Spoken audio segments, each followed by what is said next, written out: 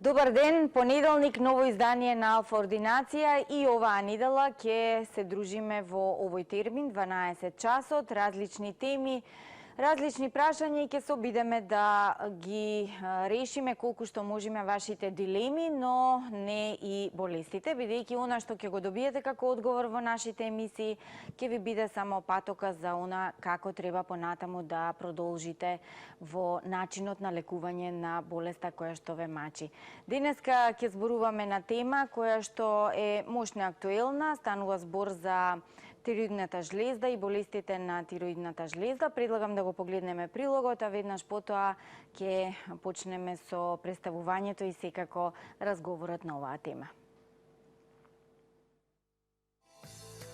Тироидната жлезда е жлезда која наликува на пеперутка сместена во предниот дел на вратот веднаш под адамовото јаболко.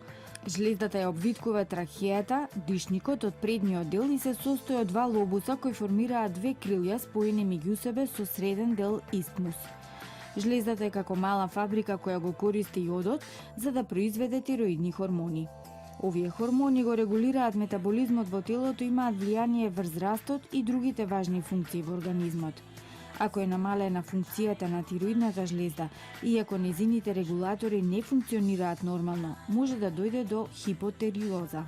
Ако пак е зголемена функцијата на штитната жлезда или ако незините регулаторни хормони доведуваат до тоа таа да произведува повеќе тироидни хормони, може да дојде до хипертиреоза. Структурните промени на тироидната може да доведат до пореметена функција како што се токсична мултинодозна струма и токсични јазли, аденоми кои доведуваат до хипертиреоза.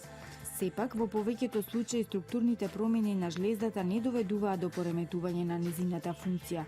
Промените може да бидат од единични или бенигни цисти до сериозни проблеми како тироиден карцином. Тироиден карцином се појавува кога клетките во тироидната жлезда претрпуваат генетски промени. Тироидните карциноми обично се јавуваат како испакнување кое може да се почувствува преку кожата на вратот или како јазол на тироидната жлезда. Јазолот може да варира во големина од мало зрно до големина на орев, изграден од клетки кои се организирани во групи. Јазлите се класифицираат на студени и топли. Зголемувањето на тироидната жлезда се нарекува струма или гушавост и тоа од незабележливо зголемување до видно зголемена тироидна жлезда, каде е потребно и незино оперативно отстранување. Понекогаш може да има присутно тироидно ткиво во други регии, каде нормално не би требало да се наоѓа како резултат на абнормалности во развојот.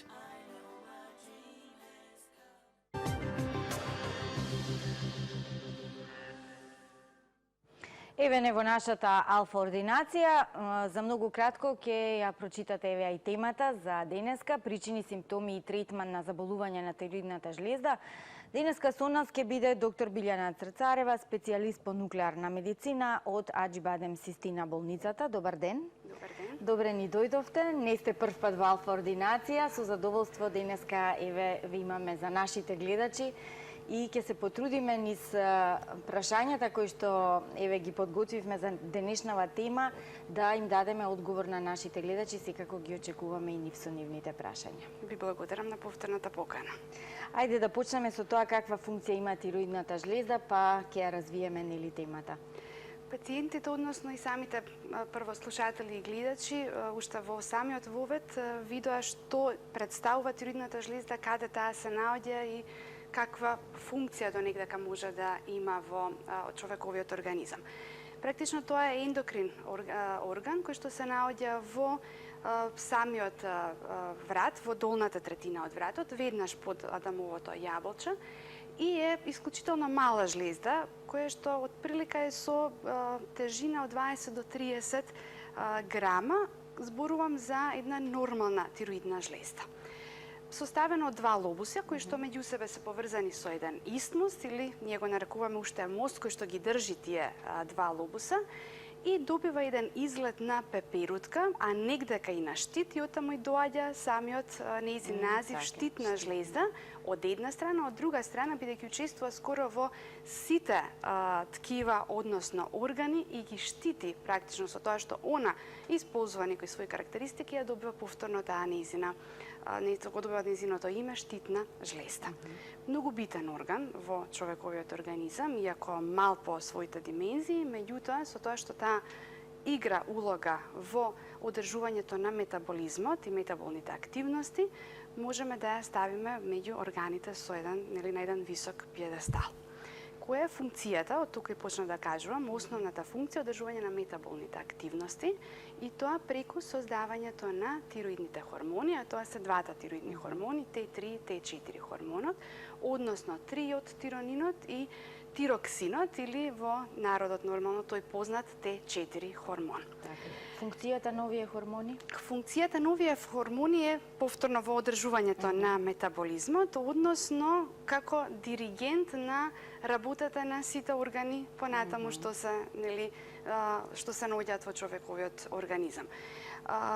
Тие морам да напоменам дека сами како себе, значи засебни хормони Т3 и Т4 не би направиле ништо во организмот доколку не работат под нечива директива. Тогаш тука доаѓа директивата од ТСХ хормонот или тиростимулирачкиот хормон, кој што се наоѓа во мозокот, односно во хипофизата.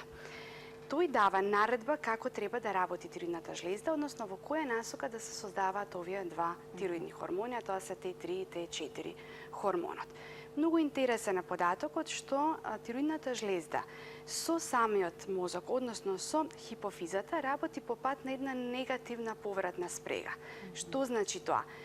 Кога имаме намалено количество на тироидни хормони, значи имаме недоволно количество на тироидни хормони Т3 и Т4, тогаш имаме покачен тиростимулирачки хормон, односно ТСХ хормон.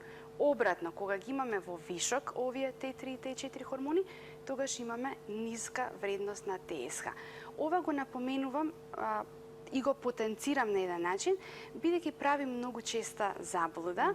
Пациентите не се тие нормално што треба да знаат како да ги прочитаат овие вредности на хормоните, меѓутоа се доведуваат во ситуација да кажат дека работи тироидната жлезда повеќе, кога ќе го погледнат ТСХ хормонот. А бидејќи таа работи по пат на обратна повратна спрега, го значи сосема спротивното. Значи кога имаме покачено ниво на овој хормон, имаме намалена функција на тироидната жлезда. Меѓутоа, како што ќе ги објаснуваме заболувањата, така ќе кажуваме што всушност значат овие хормони.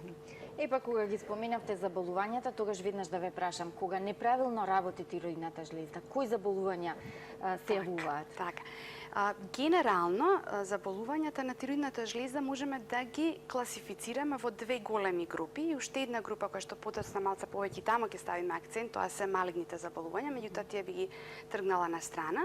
Двете големи заболувања се функционалните заболувања на тироидната жлезда и морфолошките заболувања.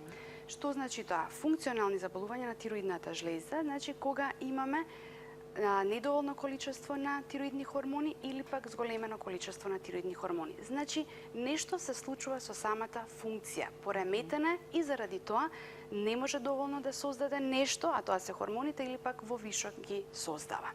Од друга страна, другата група, тоа се морфолошките заболувања, тука веќе не станува збор за пореметена функција, многу често си останува таа сосема нормална, меѓутоа засегната е структурата. Тоа што значи на самата тироидна жлезда се појавуваат некакви формации. Тие формации најчесто се нодуси или јазли или во народот познати како чворови од една страна или од друга страна во целост зголемена или намалена тироидна жлезда.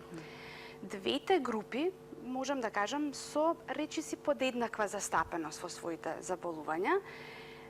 Она што е можеби не е сериозно, меѓутоа бара посебно внимание се овие функционалните, бидејќи бараат за понатамошно третирање. За разлика од морфолошките, кои што доколку се навремено дијагностицирани и правилно дијагностицирани и одат во насока на бенигни промени, тогаш немаат потреба од некаква посебна секирација или пак лекување. Така. И онаа група која што еве ќе ја класифицираме како посебна, тоа е канцерот на тироидната жлезда. Тоа е канцерот на тироидната жлезда, која што можеби беше мотив за денешното гостување во вашата емисија. Значи, месец септември, би сакала и ова да го нагласаме, месец кога се подига свеста во третманот, односно првенствено диагностиката, а понатаму и третманот на тироидниот канцер, односно диагностиката на тироидниот канцер. Особено последната недела од септември е недела кога пак некако имаме некоја непишана обврска, лекарите кои што се занимаваме со оваа специјалност, да посветиме малку поголемо внимание на оваа проблематика.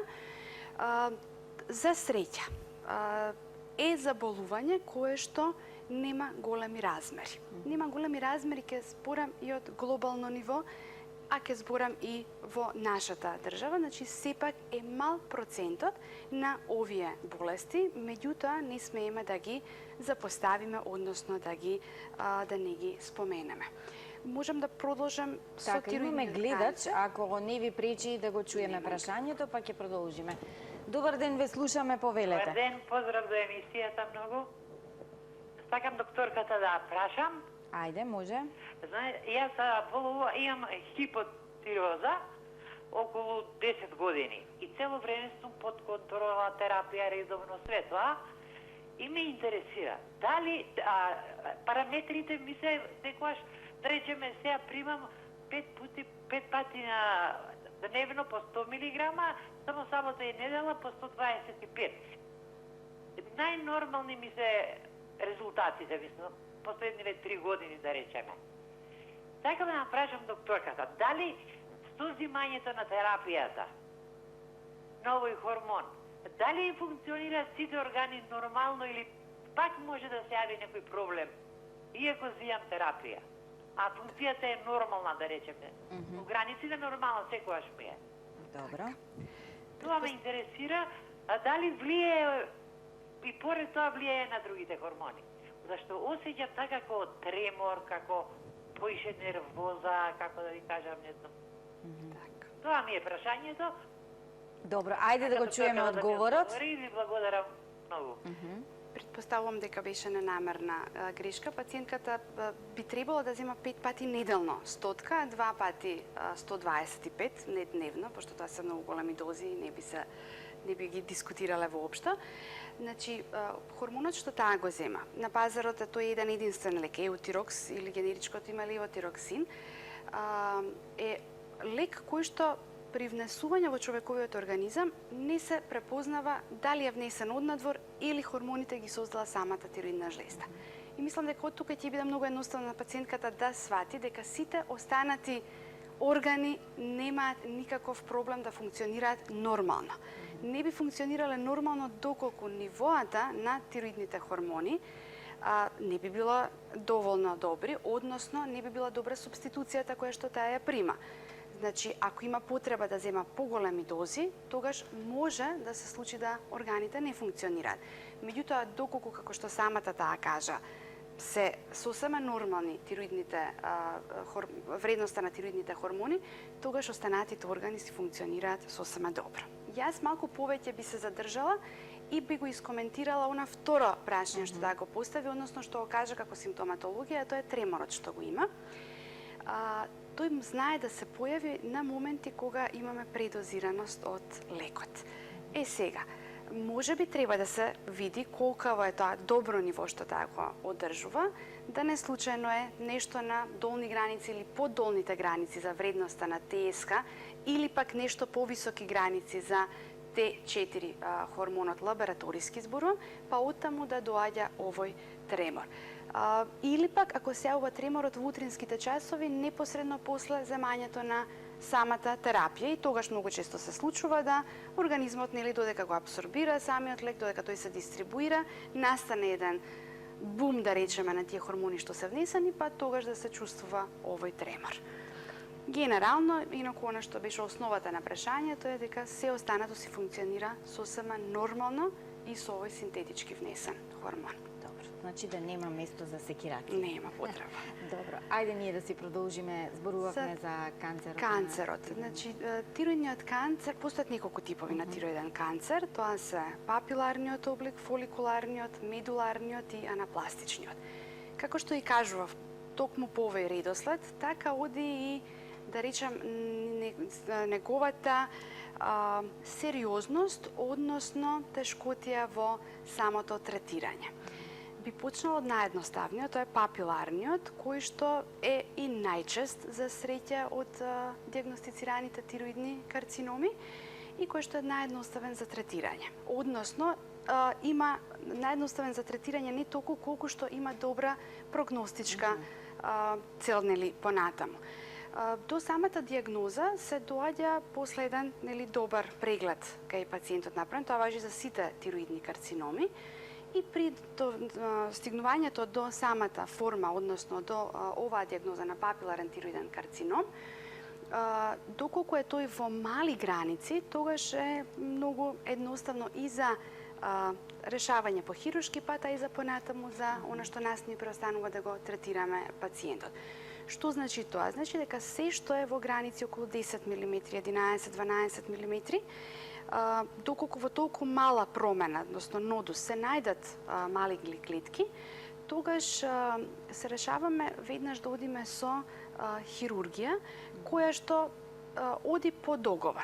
Можеме, значи, договорот го прави специјалистот по нуклеарна медицина, хирургот, па дури во договорот не смееме да го изостанеме и пациентот кој што мора, нели, да ја донесе својата конечна одлука во самиот третман. Новата медицина, новите насоки во лекување на тироидните карциноми вела дека кога се наоѓа карцином во волку мало чворче, односно јазал, тогаш можете да одите и само со една лобектомија, односно одстранување само на едниот тироиден лобус.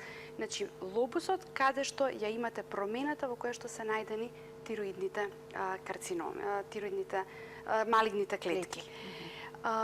Тогаш тука ви завршува целата работа, значи целото лекување во однос на хирургијата, значи се завршува, се одстранува, понатаму се прави лабораторија и во зависност од лабораторијата што ќе ја добиете, понатаму давате совет на пациентот со колкава и каква доза на овој левотироксин, односно еутирокс треба да проложи.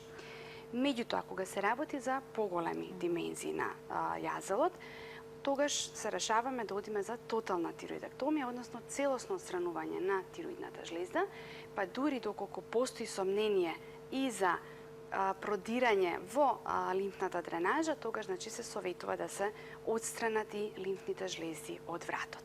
Тука не завршува лекувањето, туку кај тој пациент се предлага понатаму да има третман со радиоактивен јод, кој што се прима во зависност од дозата која што ќе се израчуна што треба пациентот да ја прими, не помала од 100 мг на радиоактивен јод 131, и од кога ќе се даде, таа доза се дава 4 до 6 недели после оперативниот третман, се прави еден скен на цело тело, ние кажуваме, да не случајно, иако не очекуваме, продрела болеста и на друго место, пристапуваме со повторно субституција со тироидни хормони. Значи, тука е таа разлика кога навремено ќе ја ставите дијагнозата, дали во мал чвор ќе најдете, па ќе оди само со ова парцијална хируршка интервенција или ќе се оди на целосна. Многу често се случува пациентите, па дури ние со договор со хирурзите и лекарите, и кај мали чворови, значи негде помеѓу кога ни се, да се решиме на нешто што е порадикално. Некако сме помирни и посигурни во понатамошниот исход во лекувањето. Да го чуеме следниот гледач. Повелете, добар ден. Добар ден. Добар ден. Ве слушаме, добар ден. Сакам докторката да прашам. Јас пием апкија за торидната, пием во среда и во сабота по цело од 50 мг, а другите денови пием по половина, ама многу потам. Ноќеска 3 пати 4 станувам за да се сменам од пот. Сакам докторката да ми каже дали од торидната толку потам. Колку години имате? Молим? Колку години имате?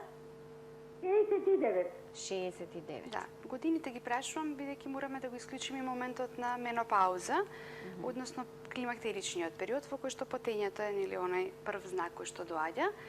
Кај пациентката потењето не се јавува од тироидната жлезда, бидејќи кога имаме намалена функција на тироидната жлезда, како што е тоа случајот кај пациентката поради која што пие еутирокс, немаме хиперметаболизам, значи немаме зголемена продукција, односно зголемена активација на метаболниот процес и заради тоа немаме потење од таа страна. Меѓутоа, потењето може да доаѓа некогаш од дозата на еутироксот.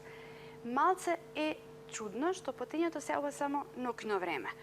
Така да обично кога сме поактивни преку ден па и плюс дозата на овој левотироксин знае да даде потење, меѓутоа само ноќно време бара да се провери и нешто друго, да не крие што може да носи со себе и симптом на потење. Значи ревматските заболувања, хематолошките заболувања да не се пропуштат, кои што може да бидат асоцирани со овој симптом на потење. Имаме уште еден гледач. Добар ден и за вас.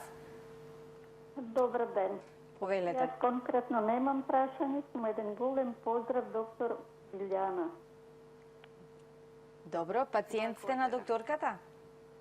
Не сум пациент, сум во август веќе во клиника во система. Маш ме е пациент на доктор Даниел Петровски.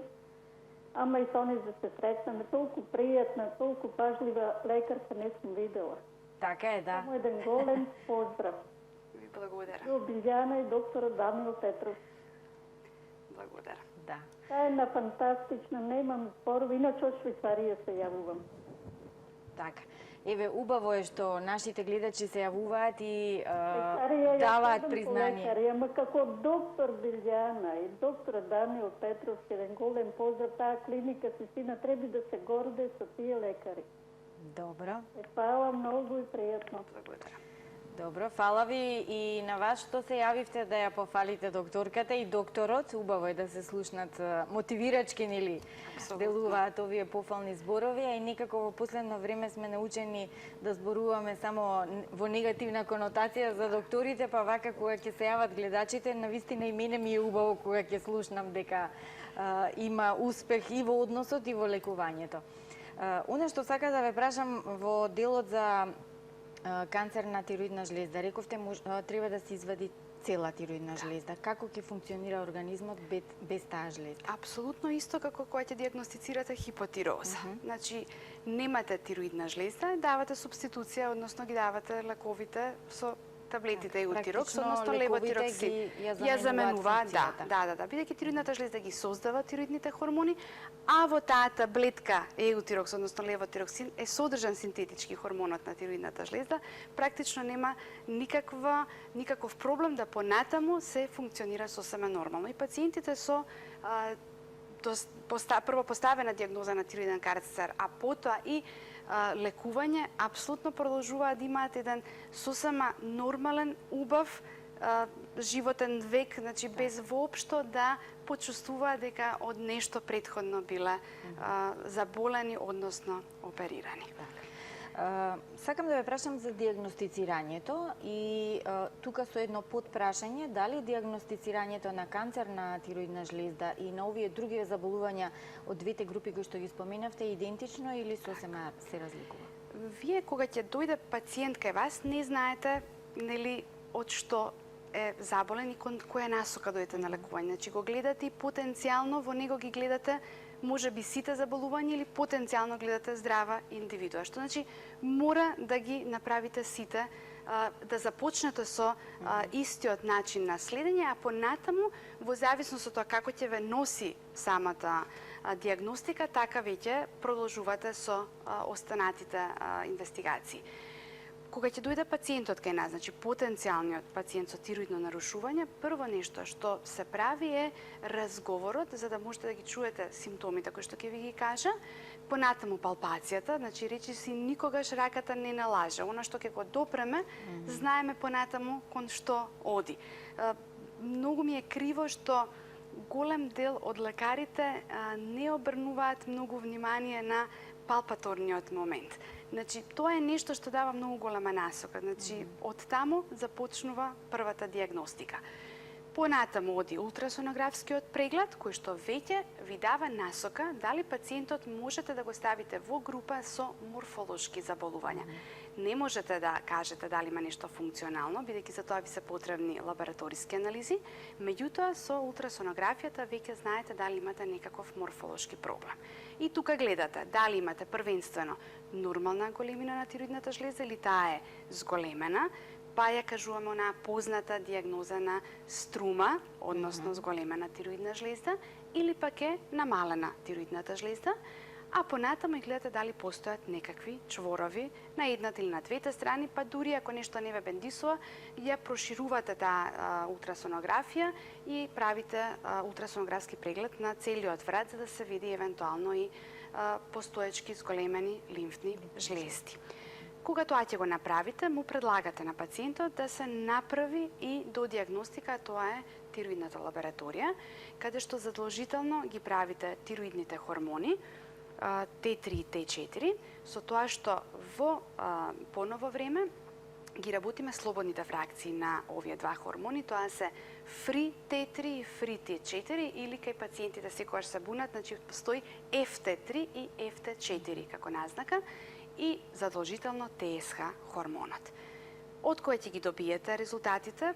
Во нашата болница, во Аџи-Бајдам Систина, резултатите ги добивате за не повеќе од 2 до 2,5 часа, што е многу голема предност, бидејќи во истиот ден веќе ја имате поставено дијагнозата, знаете веќе за што станува збор. Значи, ако сте имале нормален изглед на тироидната жлезда или нешто што ќе ве асоцира можеби на пореметена функција, лабораторијата ви го потврдува тоа. Ако имате морфолошки, значи одите со тироидниот ултрасонографски преглед, лабораторијата ви покажува уредни вредности, советувате што понатаму. Сега што е следно понатаму? Ајде да го почекаме следното, за да не чека нас гледачот. Повелете, ве слушаме. Добар ден. Се јавувам да прашам од Битола. Добро. Значи се испитува, за ќерка ми се работи. ТСХ хормон е сега 5 години добива еутирокс. 5 години пие по 1/4, по 1/2, зависи по шема. Речено е дека е добро во граници на нормала. Е се рекла дека треба да се испита некој хормон, дали треба да се продолжи со терапијата. Меѓутоа не е тоа испитано. Дали доживотно оваа терапија ќе се добива или треба да се испита некој друг хормон? Доколку е проверен само ТСХ хормонот, што само ТСХ. Само ТСХ, никогаш не се проверени тироидните хормони Т3 и Т4? Не, само по ТСХ е дадено. Тироидните антитела дали се некогаш проверувани? Не, само ТСХ. Не, само ова. Јас би предложила да се провери целата палета на овој хормонален тироиден статус, вклучувајќи ги тироидните антитела, кои подоцна ќе го кажам кој е нивното значење, за да можете да видите како понатаму ќе се лекува вашата ќерка. Да, предпоставувам дека ве води добар лекар, во Битола постои исто центар за нуклеарна медицина каде што работат лекари специјалисти, може и по ТСХ да се даде дијагнозата. Меѓутоа сепак бараме поопширно, значи да се проверат и останатите хормони за да можете да бидете докрај сигурни за што станува збор. Така да јас би предложила да се проверат и останатите параметри, тоа се или ФТ3 и ФТ4, значи можете и некој од нивите од хормоните се проверат, и тироидните антитела. Зашто ни помагате? Одма можам да ги споменам тука сосема накратно тироидните антитела.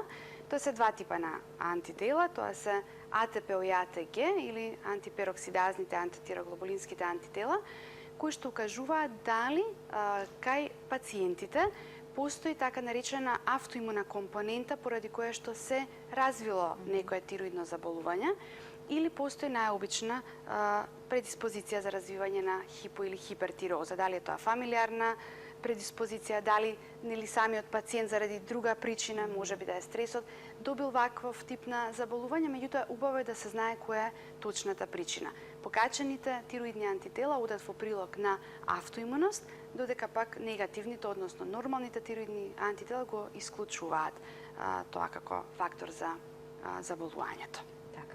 Јас сакав да продолжиме, меѓутоа еве имаме гледач веќе нов на линија. Добар ден. Добар ден. Повелете. Поздрав до вас, до емисијата и до докторката. Јас испитував хормонски статус за тироидната жлезда ФТ4 и ТСХ. Тие се во нормала, но се појави чвор на десната страна, големина на 14 мм. Сега примам терапија тироид 3 месеци и подоцна на контрола. Сакам да прашам докторката дали треба да го пијам овој лек што вие сега го споменат пред малку, го заборавив како се вика. Симптомите ми беа промена на гласот, опаѓање на костата и одопмат на носите. Може ли уште еднаш да ми кажете кои лекарства ги пиете, пошто не ми е познато тоа што го спомнавте? Значи, примам тироид на природна база со селен, јод, витамине и тирозин. Така, дали ви е препишано од некој лекар или само иницијативно го земавте? Не, лекар ми се. Така. Значи, овие суплементи кои што се примаат за тироидната жлезда, многу често се меч со двеоштрици. Особено суплементите кои што во себе содржат јод. Мене, ако лично ме прашувате, јас сум голем противник против за суплементите кои што содржат јод, бидејќи тие можат при мирна тироидна жлезда да направат многу голема беја. Во смисол, ние дневно примаме колку што ни треба јод. Значи, во денешно време, јодираната сол е нешто што е сосема доволно за да го задоволи нашиот организам со потребите на јод. Се што ќе биде во вишок внесено, може да ви направи проблем во две насоки. Зависи сега вашиот организам како ќе се избори со целата ситуација. Едно може да ви направи проблем во вишок да ја разбуди тироидната жлезда, па она да почне да создава повеќе хормони од што треба и да вие не сакајки предизвикате хипертиреоза, а од друга страна ние викаме може да ја зашемети, значи да ја блокира тироидната жлезда и вие вештачки да влезете, односно да влезете не сакајки во хипотироза, односно таа да не работи како што треба. Заради тоа многу предпазливо мора да се оди со овие суплементи. Убави со останатите суплементи, значи селенот, магнезиумот, групата на Б витамини, тоа е се добро. Меѓутоа овој јод мора да се види во која количина е прво внатре, а второ и дали на вистина е потребно кај пациентите. Обично со овакви чворови кога ќе се појават, како што има кај пациентката од 14 мм, мислам дека треба да се размисли добро дали треба да се прима оваа терапија. Она што јас би го предложила на пациентката е да се следи, 14 мм не е голема промена, ако се наоѓа негде од напред на тироидната жлезда, ако е лесно достапна, палпабилна и ако има некаков пораст на тој јазел, да се следи да се прави понатамошна инвестигација во смисла да се направи евентуално скенирање, а понатаму и евентуална биопсија. Ако е се мирно, можеби не треба да се секиране или да ги превземе овие следни диагностички мерки. Меѓутоа, повеќе да се насочи кон ова што го кажувам, превенцијата, односно до крај диагностиката, отколку кон земање на овие суплементи. Така. Добро, ајде ние да завршиме со диагностицирањето, па ќе ги погледнеме вестите во минута. Така. Она што кажавме, значи лабораторијата, ултрасонографијата, следната диагностика која што ја препорачуваме, особено кога се јавува состојба на нодозно измената тироидна жлезда, значи чворови кога се јавуваат, тоа е скенирањето на тироидната жлезда и тоа најчесто е со радиоактивниот технициум 99М, кој што ви е многу добар показател со што понатаму можете да си имате работа, народски кажано.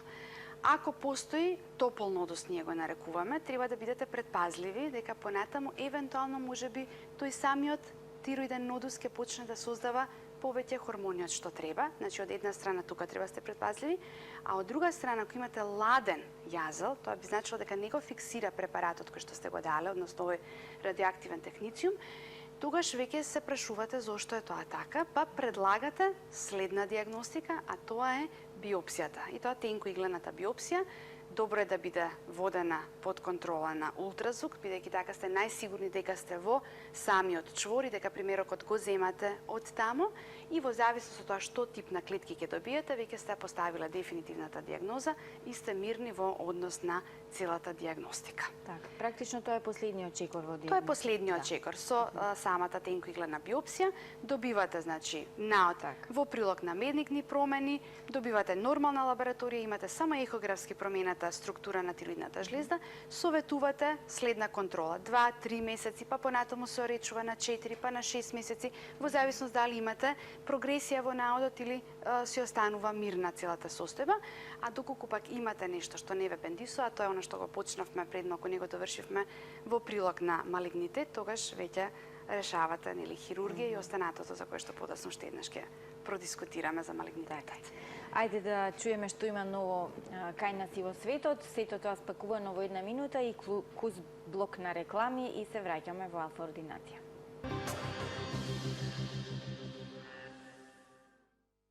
Еве неповторно во нашата ординација, Алфа ординација, заедно со доктор Билјана Црцарева, специјалист по нуклеарна медицина од Аџибадем Систина болницата. Зборуваме за заболување на тироидната жлезда. Ако имаме гледач да го вклучиме, да го чуеме. Режија, имаме ли гледач? Не, добро. Ало? Имаме. Добар ден. Добар ден. Повелете. На телефон е Смина. Вака, ме интересира, јас имам хипотироидизам, тоест Хашимото. Ме интересира, значи, стартував со 62 килограми тежина, сега килажата ми е дуплирана. Дали има некаква поврзаност со тироидната, тоа што нон-стоп се поправам? Последна контрола, ако е пациентката се уште на линија и дали има направено вредности на тироидните хормони ТСХ, за да ми ги каже вредности. ТСХ све ми е во ред? Колку е тоа што е се во ред, а јас ќе кажам зошто го прашувам ова, бидејќи колку и вредностите да се дозволиви скоро во сите лаборатории, негде 4, негде 4,2, негде 4,5 интернационални единици на милимол, сепак ние бараме да тие се малце пониски. Затоа прашувам колку е тоа нормално. Значи вака.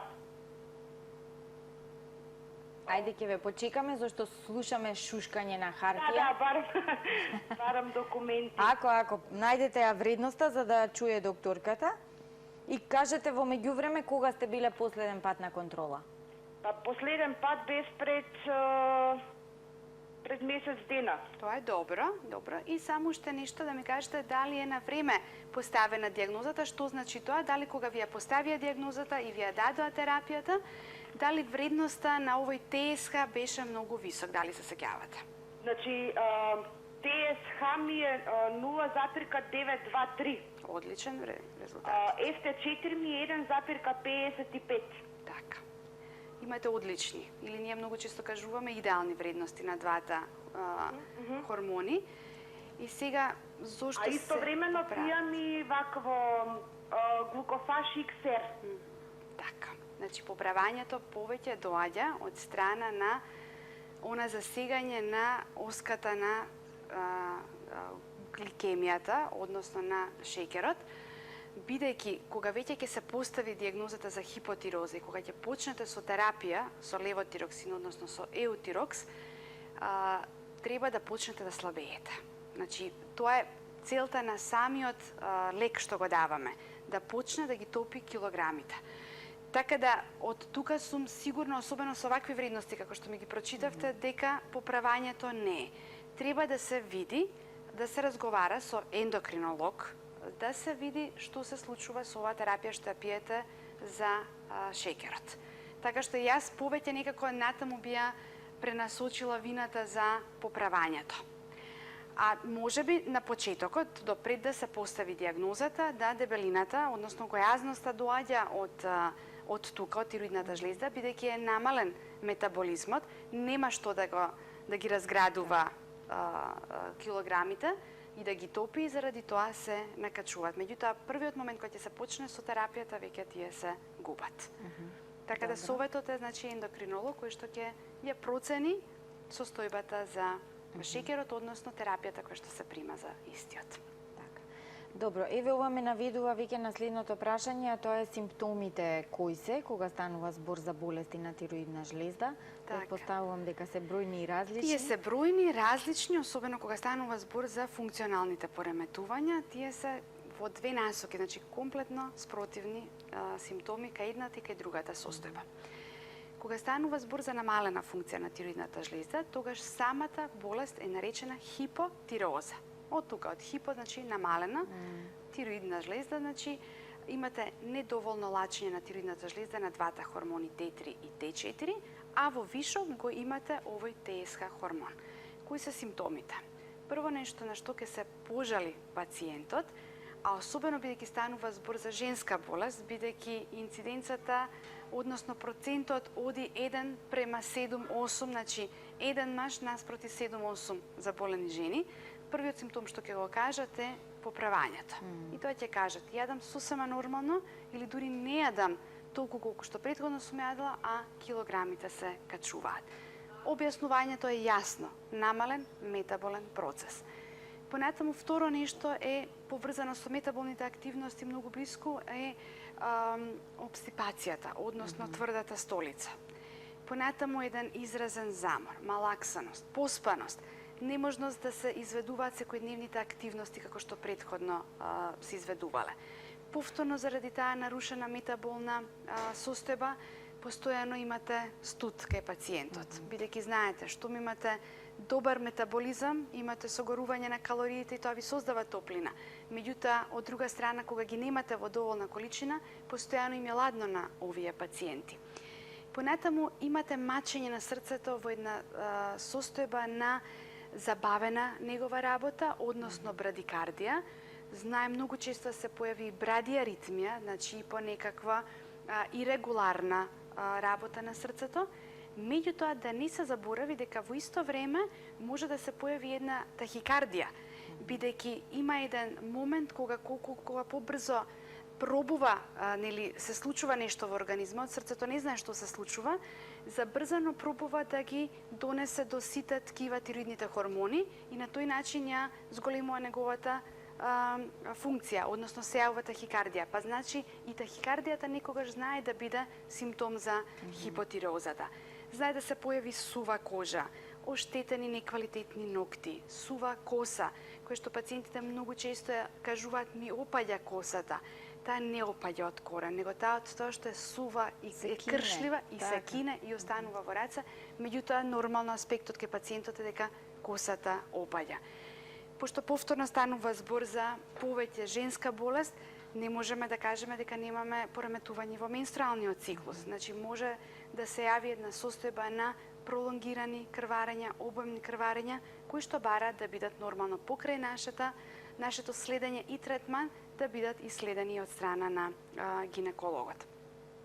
Од друга страна пак станува збор за зголемена функција на тироидната жлезда или може ли тие хипертироза. симптоми да ги чуеме, откако ќе го чуеме гледачот? Добар ден и за вас, повелете. Ало, добар ден до вас и до вашата гостинка. Така, имам проблеми. Тироидната жлезда е со нормална големина кај мене, меѓутоа имам јазов на едната страна со димензии последни на 3 направени оваа година 18, 11, 14 мм. Пред 3 години истиот е биопсиран и атипични или малигни клетки не се најдени тогаш. Сега вака, јас идам редовно на контрола, терапија немам, бидејќи тироидната жлезда си е со нормална големина, ТСК-то си е нормално. И сега прашањето ми е, дали треба да се повтори по некој известен период повторно биопсија да правам или нема потреба? Дали може нешто во меѓувреме да се случи или не мора да се случи? Бидејќи пред 3 години е направена биопсија, од тогаш наваму немам никакви проблеми, редовно идам на контрола, се следи јазовот си е, како што вели мојот доктор, значи не се зголемува, не се намалува, тој стои, не прави никакви проблеми, хормонот си е во ред, ТСК-то. И сега прашањето ми дали треба повторно да правам биопсија по неколку години или нема потреба. Тоа е се. Ви благодарам. Апсолутно ќе му верувате на лекарот кој што ве води, бидејќи тој ќе ви каже дали имате потреба од повторна биопсија. По ова вие што го кажувате, 3 години е еден релативно краток период за да имате потреба да ја повторувате биопсијата. И перспективно, предпоставам дека би сакале да знаете дали во следните уште 2 или 3 години треба да се повтори.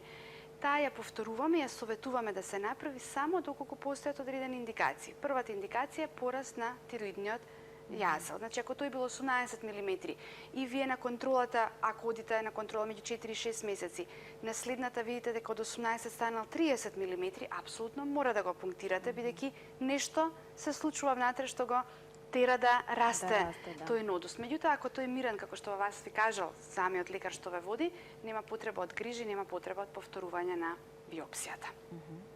Добро. Продолжуваме со симптомите. Симптомите на хипертирозата, реков се комплетно спротивни од ова што го спомнав за хипотирозата.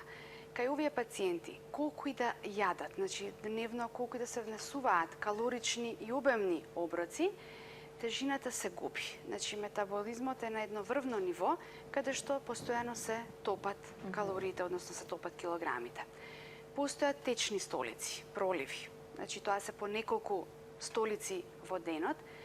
Понатаму постои едно потење изразено, значи по целото тело, не е само значи на местата каде што очекуваме, него буквално се тие пациенти постојано оросени, постојано им е топло, значи надвор може да биде 0 степени, а нив да им е топло. Понатаму имате опаѓање вистинско на косата, значи таа паѓа од корен заради таа влажност на самиот скалп, значи од тука доаѓа паѓањето на косата. Имате една изразена тахикардија заради тој врвен метаболизам или тахиаритмија, значи и забрзана, меѓутоа и дава еден ирегуларен ритм на срцето. Понатаму, доколку сакате да ги следите и останатите параметри од лабораторијата, можете да се соочите со момент на намалени вредности на липидниот статус, што не е карактеристично за хипотирозата, каде што па липидниот статус е многу висок. Исто проблем во однос на менструалните циклуси кај жената и еден момент што можеби најмалце ќе ги натера пациентите заради тоа да се јават на лекар за да се постави оваа дијагноза е што кај овие пациенти имате постојана будност. Значи, тие 24 часа може да бидат во некаква активност, а при тоа да немаат никаква замор, малаксаност, несоници апсолутно постојат, така да тоа е нешто што практично им го одвлекува одењето на лекар, бидејќи се чувствуваат мокно и се да работат. Енергично, за да може што да апсолутно издржат. и не е во ред, нели? Да. Постојано да си активен. Апсолутно, меѓутоа треба да се препознаат некои од овие други симптоми. Значи слабењето не секогаш е убаво да го имаме, течните столици, тахикардијата се нешто што треба да покрива хиперактивност да ги натера овие пациенти да се јават на преглед. И само еден симптом од овие што се од морфолошката група на заболувања, а тоа е отежнатото голтање. Значи кај овие пациенти значи се јавува едно отежнато голтање и еден момент на подкашлување. Значи нешто како да ги скокотка, да ги гребе, па што ќе ги натера да имаат една кашлица која што е пролонгирана, бидејќи тука е јазилот, а како што видува на самиот вовед гледачите, тироидната жлезда практично ја гушка трахејата. Така да од тие причини практично се јавуваат овие проблеми кои што се со кашлицата, односно со голтањето. Значи од тука доаѓаат тие морфолошки проблеми. Имаме гледачно, сакам само да ве потпрашам тука во овој дел, дали има и гушење при јадење, засркнување? Може, се тоа се зависи од големината и на целата тироидна жлезда, а и ако се работи за голем јазил. Објаснувањето е повторно истото. Значи стиска, прави компресија на трахејата и од тука залакот не може да мине како што треба и заради тоа се јавува гушењето. Исто и чворот, доколку е голем и доколку повторно даде некакво потискање, ги дава овие симптоми на гушење. Ајде да го чуеме гледачот, повелете. Добар ден. Ве слушаме. Имам поставено дијагноза, хипотиреоза. Добро. Претходно 8 години хиперлечена, па 2 години воопшто никако лечење поради ситуација некоја. И сега 14 години е хипотиреоза. Меѓутоа, последните примам Евротирокс 150 милиграма на ден. Тежината се зголемува и понатака, омалачува во тоа сите симптоми што ги кажа докторката. Плюс несоница, меѓутоа многу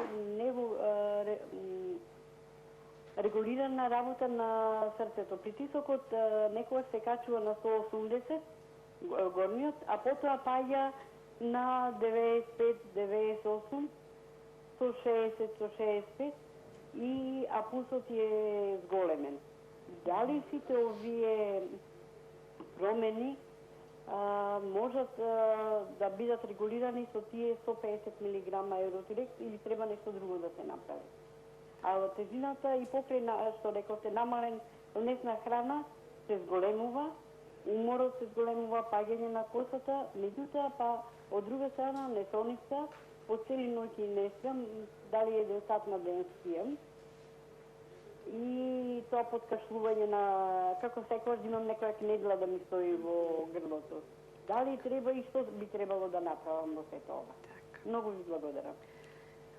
Многу често и за среќа пациентите кои што поминуваат низ една фаза на хипертиреотична тироидна жлеза, после одредено време може да влезат во состојба на хипотироза. И точно како што го кажува пациентката, неколку години лекувана хипертироза, па мала пауза кога се очекува се да се среди и потоа да се влезе во хипотироза. Значи се истрошува комплетно тироидната жлеза со создавањето на хормоните во оваа фаза на хипертироза и понатаму не може да создава доволно тироидни хормони и влегува во хипотироза. Одма треба да знае пациентката дека сегашната состојба со хипотироза е многу побенигна, односно полесна за третирање отколку претходната состојба со хипертироза.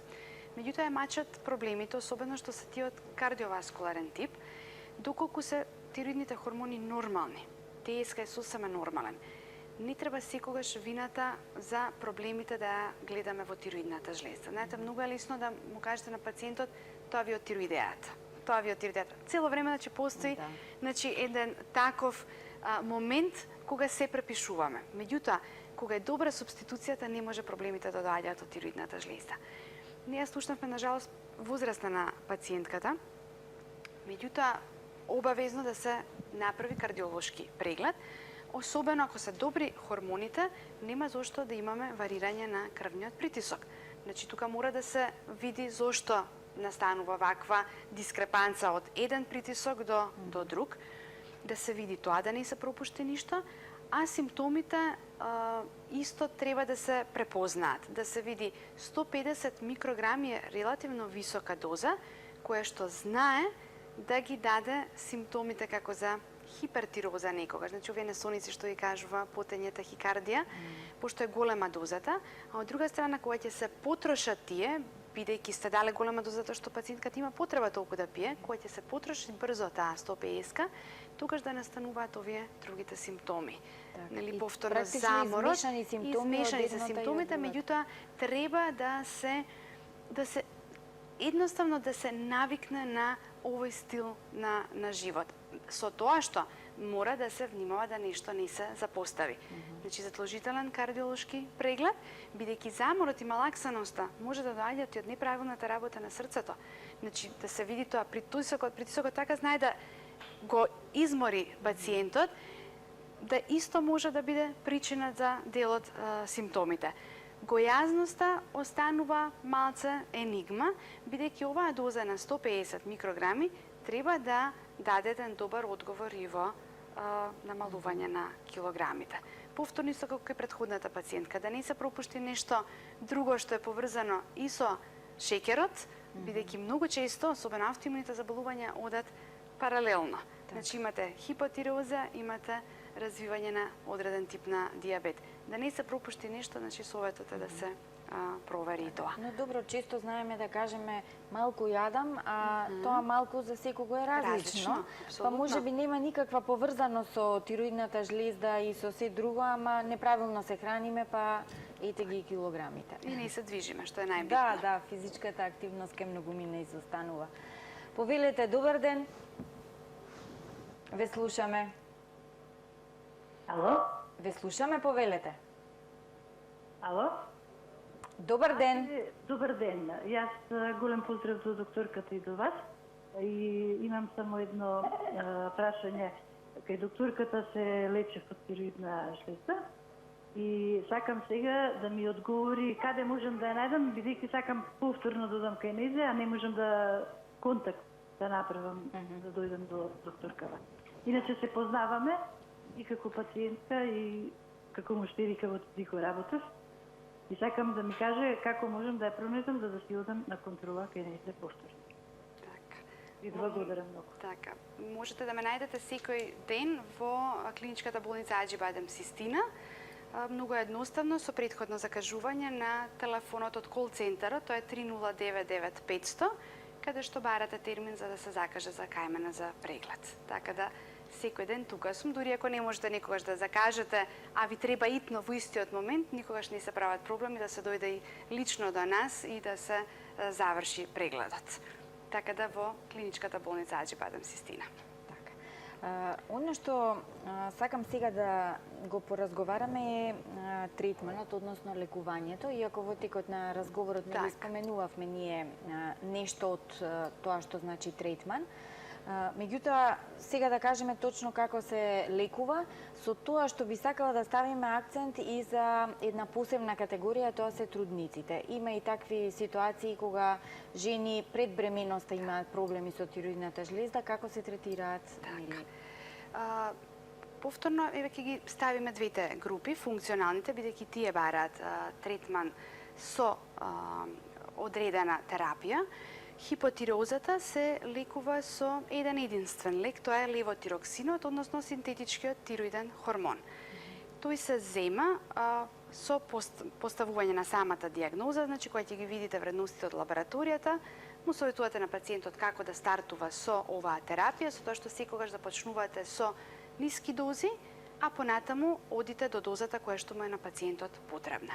Заради тоа се почести контролите на почетокот, а потоа кога ќе избаждарите терапијата како што треба, нели, доаѓа пациентот поратко на контроли.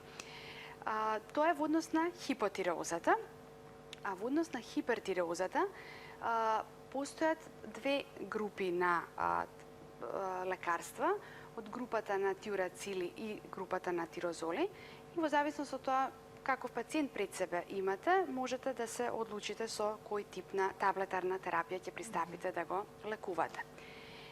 Кај хипертирозата е малку поразлично, бидејќи ако немате успех во лекувањето со таблетите, тогаш му советувате на пациентот втор начин на лекување. Значи сте го исцрпиле ова со таблети, обично лекувањето таблетарно кај хипертирозите не треба да биде повеќе од година до година и пол. Кога ќе видите дека немате успех, тогаш советувате друг начин на лекување. Вториот начин, доколку ви дозволува самиот пациент, што значи тоа?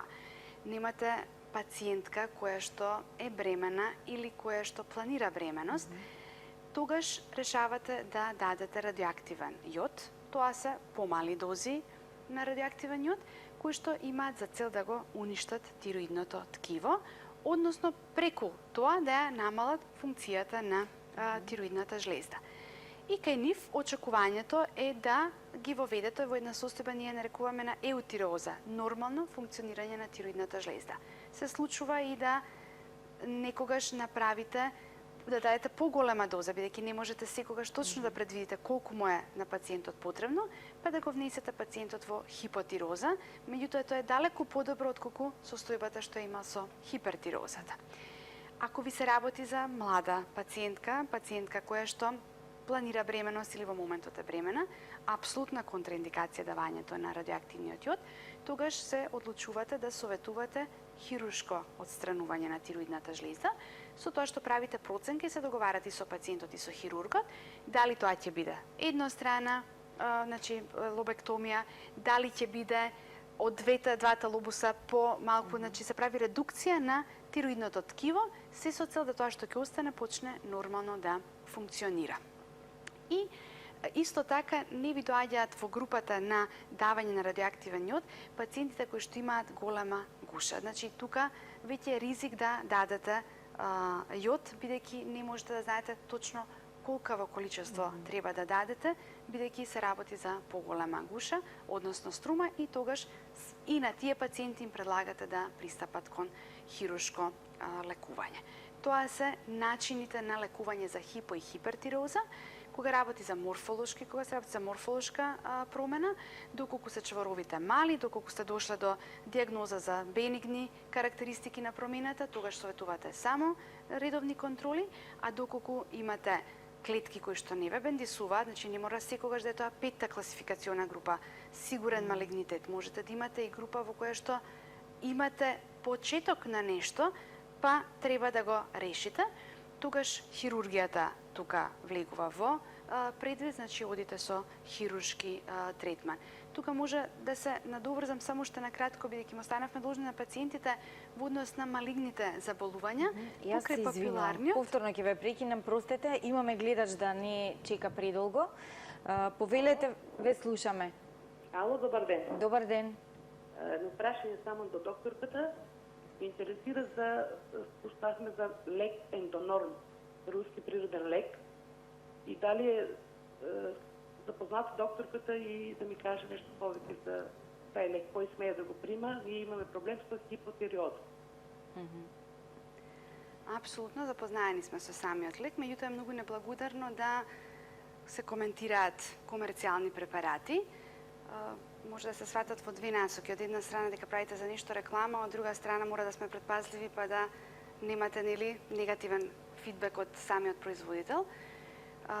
Јас лично ќе кажам, а ќе предпоставам дека се согласуваат сите специјалисти од оваа област што лекуваат тироидна жлезда, алтернативната медицина не ја поддржуваме. Еве, ќе зборувам во моје име, значи не ја поддржувам. Постојат лекови кои што можат да ви помогнат да ја лекувате тироидната жлезда. Се што е како суплемент или се што е на основа на природен препарат само може да направи белја. Конкретно за лекот што го спомнавте, во самата своја позадина кажува дека лекува две состојби, и хипо и хипертироза, што во медицината е необјаснливо. Значи, еден лек да го давате за две сосема различни заболувања е необјаснливо. Така да, знам дека пациентката е со хипотироза и знам дека е мачно кога ќе се каже доживотно да се третираат овие пациенти, меѓутоа јас би кажала да продолжи со она што е конвенционална медицина, односно лекување со терапијата со левотироксин, односно со еутироксот. Така, и не секогаш препаратите со природна основа можат да направат добар ефект. Апсолутно, може да направат значи, треба да бидеме внимателни апсолутно кога станува збори за такви препарати. Така. Ние си велиме од билки, од тревки ќе ни помогне, меѓутоа не секогаш. Меѓутоа во тие тревки и билки секогаш има нешто што може да направи проблем кај пациентите. Така да многу предпазливо, бидејќи тоа е нешто што може на своја рака пациентот да го земе. Така да многу предпазливо доколку било кој се реши да го зема. Добро. Застанавме кај третманот на тироидната со канцер. Така, со канцер, значи спомнавме за папиларниот како наједноставен. Тука доаѓаат и фоликуларниот, медиларниот, хртел сел карциномот како еден посебен облик на фоликуларен карцином и овој анапластичниот што е.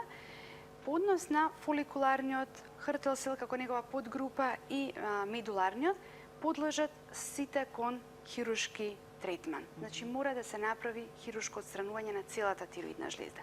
Значи тука немате избор. Една страна ќе оперирате или две. Значи тука имате тотална тироидектомија.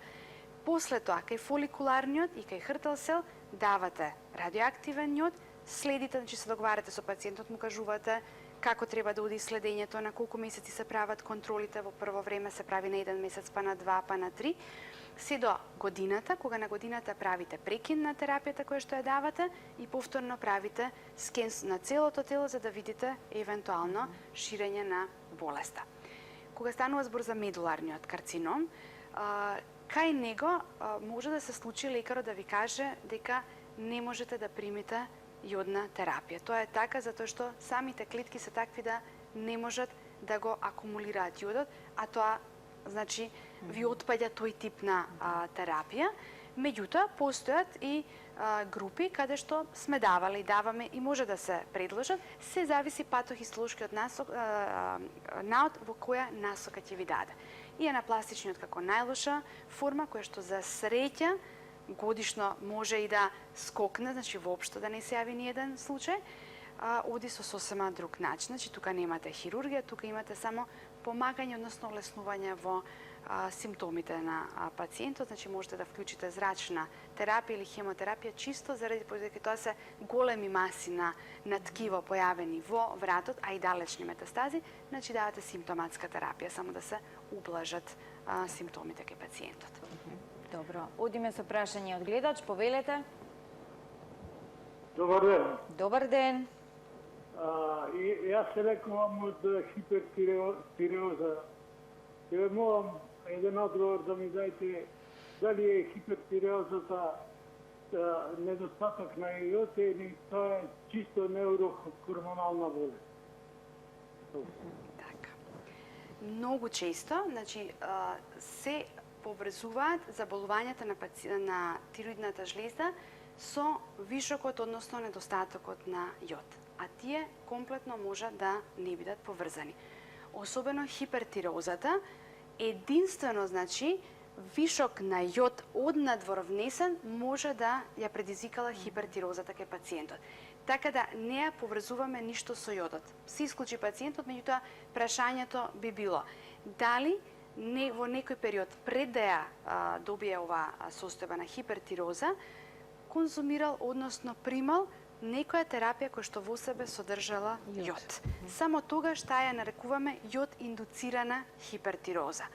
А иначе во сите останати случаи хипертирозата е само создавање дешарж на тироидни хормони и не ја поврзуваме со состојбата на вишок на јод, или пак овие пациенти што се со хипотироза, многу често они може да кажат имам недостаток на јод, па тука да се уклучи терапијата со млади оривчиња ставени во мед или во ракија, да се добијат тие ликери, се со цел мислејќи дека на тој начин на која го внесат јодот ќе се подобри функцијата.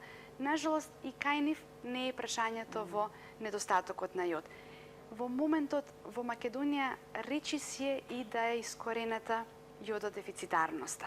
Значи тоа важело за состојбите пред 50-тите години, пред да се донесе и најголемиот закон за јодирање на солта. Сега веќе немаме потреба да се секираме за нешто така. Единствена препорака би била, значи, може би како завршеток на целиот овој разговор, да се конзумира, односно да се внесува секогаш сол која што е од наши производители, односно сертифицирана и одобрена од страна на нашето Министерство за здравство и Дирекцијата за храна. Што значи тоа? Секогаш во на самото опакување за солта мора да биде наведено дека таа е јодирана со 20 до 30 милиграма на калиум јодат. Значи мора такво нешто да стои. А тоа е доволна количина? Тоа е сосема доволно за дневните потреби што ние ги имаме. Значи солиме најнормално секогаш кога приготвуваме, и уште еден апел и минатиот пат го кажав, секогаш засолувањето нека оди на крајот од готвењето. Заради тоа што солта испарува со тоа и јодот, односно јодот испарува и заради тоа можеме да не ги искористиме неговите бенефити.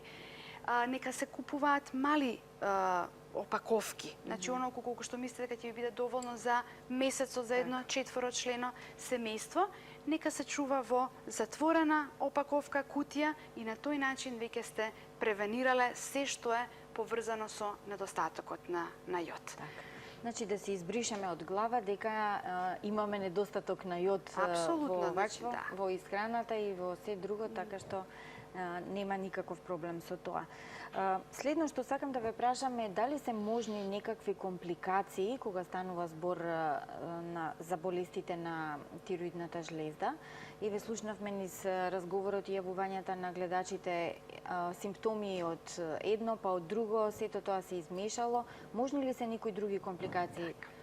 Компликациите најчесто доаѓаат кај пациентите кои што се нетретирани. Значи и хипо и хипертироза нетретирана е лоша по здравјето на пациентот. Заради тоа е многу битна да се препознае од страна на матичните лекари целата состојба. Кои би биле компликациите? Најмногу од кардиоваскуларно потекло. Значи тука оди целата насока, така да се што е поврзано со овој систем оди како една посериозна компликација. Навремената диагностика не треба да доведе до никакви компликации во однос на третманот и лекувањето, а во однос на хируршките интервенции ви постојат и тука нормално минорен процент на компликации кои што може да настанат кај секоја хирургија. Сигурно. Така да може би и не е ни фер да се споменуваат тие компликации, нека останат за евентуално некој тораковаскуларен хирург кој што би ги кажал тие компликации, кои што пак ќе кажам дека се многу мали, споредбено со она што ќе го донесе бенефитот на самата хируршка операција. интервенција. Добро. Ајде да го чуеме гледачот. Добар ден. Ало, добар ден. Ве слушаме, повелете. Прво поздрав до сите во студиото и сакам да ја поздравам посебно докторката од 2008, не знам, додека си отиде, одев кај незе во клиника. Тоа биле на Црцарева, така. Така. Да, и од тогаш веќе, да ви кажам право, и немам ни свој доктор, него кој како ќе ме однесе и ќе ми испрати и не знам кај се лечам, искрено. Сега прашањето ми е, докторке, и сега некако овде и не читам хипо врска неам, него пишува клиничка состојба, хормонски статус нормална и ова ТСХ, што е, не знам, тоа нормална. А горе пишува тие вредности ли се? ФИА 8,5 од 20, РИА 16,3, 9,25, 1,73, ТСХ, тоа е. Ете тоа се пишува, не е како порано хипо, така да не знам да се снајдам да ви кажам поубаво. Сега прашањето ми е, докторке, од вашето излагање, косата на вистина почна да ми паѓа, не знам зашто и како. Ја од секогаш кај вас кој да ви кажев дека многу се потам, тоа изгледа ми беше хормонално од пороѓа од махирка ми и ден денеска се потам. Потоа имам исто она дека ќе ме гребне нешто грлото и постојано така кашлам. Дали е тоа во ред или не е во ред, не знам, ја тоа го препишувам на грлото и со носот. Така да не знам, нешто не е во ред со мене, ама не знам што не е во ред. Дали примате некаква терапија за тироидната жлезда? Да, еутирок 100. Така. Според... Кога отидовте вие, со тоа ме оставивте. Така. Значи, многу време ја примам еутирок 100. Не знам што е понатаму. Резултатите што ми ги прочитавте со вредност на ТСХ 1,71, мислам, тоа е одличен резултат, така да ќе си продолжите со истата терапија, истото и со FT4, со слободниот тироксин, и тој колку што ве слушна беше 16, нешто го кажавте, значи двата хормони ви се сосема нормални, заради тоа во таа листа што ви е дадено пишува и клинички нормално. Клинички нормално значи дека тоа го добил аспектот лекарот, значи понешто све ве прашал од симптоми, заклучил дека вие клинички сте добри. Тоа значи разговорот што го направил со вас го насочува дека клинички сте нормални, здрава индивидуа и плюс лабораториски добил вредности за нормална тироидна жлезда, така да заради тоа продолжувате со истата терапија од еутирок 100 микрограми. Ова што грепка во грлото, тоа е симптом кој што скоро сите пациенти кои што имаат нарушување со тироидната жлезда го носат со себе, така да може да е некогаш и грлото, да не го исклучиме сега тоа, па нели да не си прави своји засебни компликации, меѓутоа може да остави, тука не можете ништо да направите. Косата?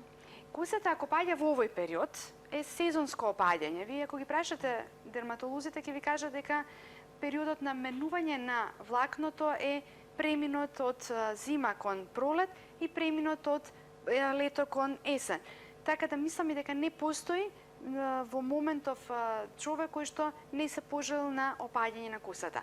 Не заборавајте дека косата може да опаѓа и се она што го внесуваме преку уста. Значи, сите пестициди и се што ни е ставено во однос на она овоши и зеленчук, а се внесува преку уста исто и така како знае да влие, тука да може и можеме... крвната слика, нели, да се Крвната провери, слика која што, многу често симптомите некогаш може да бидат многу често препоклопени кај пациенти кои што имаат проблем со тироидната жлеза, меѓутоа и да лекуваат хематолошко заболување, тоа се анемиите. Така да тука треба, затоа се матичните лекари, да ги препознаат симптомите кои се од едната, кои се од другата група, за да може точно да се види за што станува збор. Така, добро, јас наодам на фризерката, ја слушнав и одговараше на една жена во фризерскиот салон. Па есене и лисијата паѓа, ти косата паѓа. Има логика некоја и кај фризерите. Сега точно треба да најдеме што е причината кај нас. Некако се доближуваме до крајот на емисијата. Она што сакам да ве прашам е малку статистика. Ме интересира како со јодираната сол, нели сето тоа што напред отиде медицината, предпоставувам дека и бројот на пациентите се намали. Колкава е бројката во проценти, машки, женски, деца, дали има кои заболуваат? Македонија го следи трендот на заболување на тироидната жлезда, па скоро како што и сегдека. Зборам го следи сега трендот, бидејќи предходно, до 50-та година пак ќе кажам, сме била во групата на јододефицитарни подрачја, од каде што и самата болест се наречена ендемска болест. Значи, голем дел од населението страдал од одреден тип на тироидно заболување.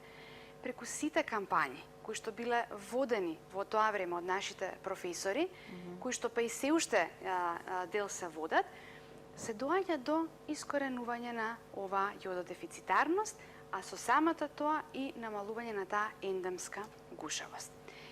Во однос на бројот на структурните и функционалните заболувања, може би е нескромно да се зборува во точна бројка, иако ја побарате, таа може точно да ви биде кажана од Сдруженијето по нуклеарна медицина, специјалистите по нуклеарна медицина, кое што во мај месец, после една голема кампања која што се направи во однос на подигање на свеста за тироидната жлезда, да ви кажа точно до каде е сега состојбата. Па кој тип на заболувања повеќе преовладуваат. Меѓутоа, генерално, ние сме подрачје, односно земја, каде што најголем процент отпаѓаат на структурните заболувања, значи овие што се нодозни, чворови, 1-2 појавени на тироидната жлезда и состојби со хипотирозата. Значи, тоа се двете заболувања кои што најмногу преовладуваат како бројка кај нас. Како процент, негдека отприлика се околу 4% во однос на овие функционални, додека пак многу малку, 0,1% не повеќе на малигните заболувања. Што во бројка сепак мислам дека со сите тие кампањи кои што се правени и со внесување на јодираната сол, апсолутно сме дошле до едно добро ниво, кое што пак ќе кажам, затоа го следиме оној тренд што е сегдека. Меѓутоа, на жалост, мораме да кажеме дека е второ заболување од групата на ендокрини заболувања. Така да, тука пак, ако направите друга статистика, сепак ви е во групата оние болести кои што ви доминираат. Мажите или жените? Тоа го спомнав и предходно. На жалост за нас, за среќа на мажите, болеста повеќе се јавува кај жените. Соодносот е 1:7-8 негдека, значи еден маж наспроти 7-8 жени.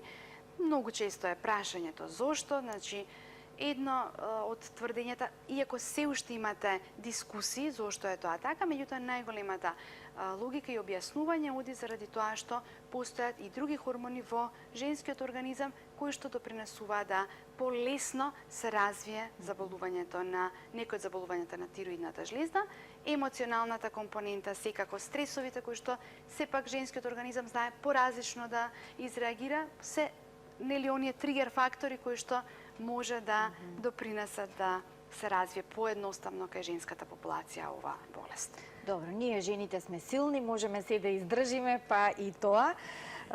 Доктор Црцарева, ви благодарам многу за денешното гостување. Навистина ми беше задоволство што бевте денеска во Алфа Ординација. Сигурно се гледаме во некое друго издание. Да ги подсетам гледачите, доктор Билјана Црцарева, специјалист по нуклеарна медицина од клиничката болница Аџибадем Систина. Тоа беше се за денеска. Утре во 12 часот со нова тема метаболен синдром. Останете со програмите на Алфа телевизија. Ви посакувам убаво попладне. Довидување.